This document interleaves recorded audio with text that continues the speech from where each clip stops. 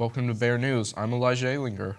And I'm Lola Yandel. Today we dive into stories from this past week here and around the world.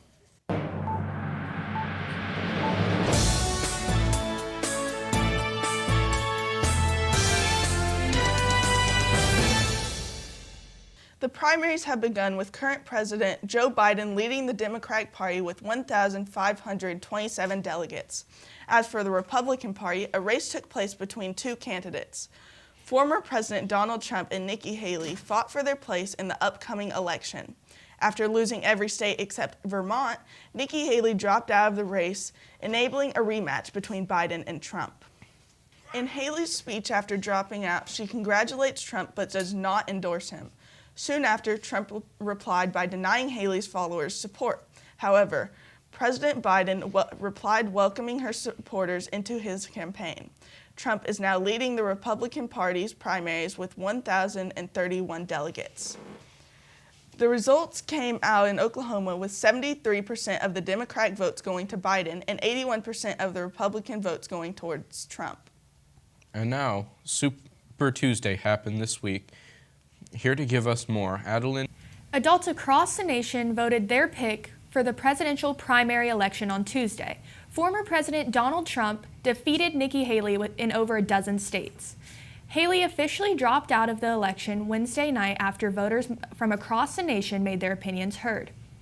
Locally, several questions were raised regarding the Oklahoma ballots, including sales tax, Sunday liquor sales, and an agreement with OG&E. According to the state ballots, Donald Trump is leading the race in Oklahoma with 255,000 votes. Lola and Elijah, back to you. Last Saturday, a 15-year-old was shot by police as a result of several fights in Six Flags over Georgia. The police department was called after people leaving the park started to fight. Some opened fire, making the police officers start a chase. One pulled his weapon and hit the teenager, who then was treated to a local hospital. The officer said that this time was the second time he was involved in a shooting since the last month. Six Flags responded to the incident, saying their goal is to provide a fun and safe entertainment, and they have the strong support of the county police.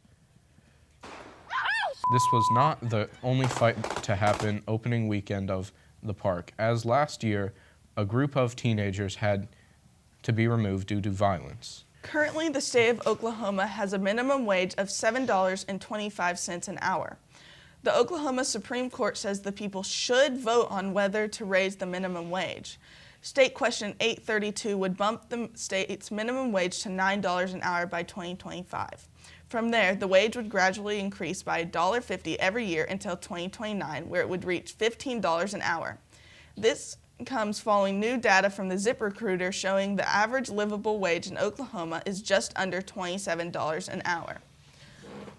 Although still $12 short, the state is putting the power back in the people's hands to decide this change. Oklahoma Children's Hospital Center has been built from the ground up over the past decade, and now they're making history with the first pediatric heart transplant patients on the national waiting list. Oklahoma Children's Hospital will be the only pediatric heart transplant program in the state. This fills a need, no longer forcing children and families to leave their state for heart transplants. The hospital hopes to perform 8 to 10 pediatric heart transplants in a year. A small plane crashes near Nashville, Tennessee. Our own Wyatt Stewart has more on the story. 3 children were among a Canadian family that died in a small plane crash Monday night. The plane, piloted by the father, crashed alongside Nashville's I-40, forcing a partial highway closure. The crash was reported just before 8 p.m. and exploded into flames upon impact. Nashville police say the pilot reported an engine and power failure prior to the wreck, but could not get the plane to the emergency landing spot at John C. Toon Airport.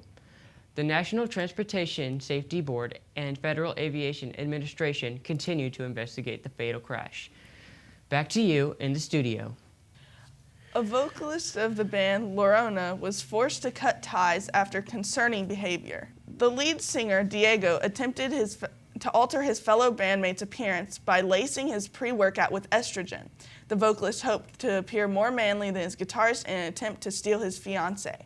In a social media response, the band announced Diego would leave the band and the music scene for good. The incident has costed thousands in medical bills and caused confusion for the couple. No charges have been pressed yet, but the band Llorona has since deleted all social media accounts. Spring is coming, and joining it is more sunlight. Daylight savings time is Sunday, where Americans will adjust their clock 1 hour forward, losing sleep but gaining an extra hour of sunlight in the evening.